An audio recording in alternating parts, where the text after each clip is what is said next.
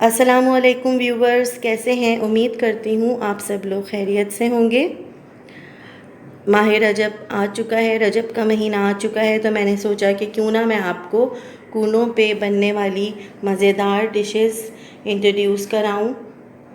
वैसे तो आप सब अच्छी तरह से जानते होंगे कि कूनों पे हमारे यहाँ क्या क्या डिशेस बनती हैं। तो आज मैं छोटा सा एक व्लॉग बना रही हूँ। आप देख सकते हैं, मैंने ये कुछ चीज़ें यहाँ पर रखी हुई हैं टेबल पर। ये देखिए, मैंने पूरी का आटा अलग से गूंद के रखा है, समोसों का आटा अलग से गूंद के रखा है। मैं मीठा समोसा बनाऊंगी। ये मैंने कतलियों के लिए आलू काट लिए हैं। कलौंजी वाली मैं कतलियाँ बनाऊंगी, छोले बनाऊंगी मसाले वाले।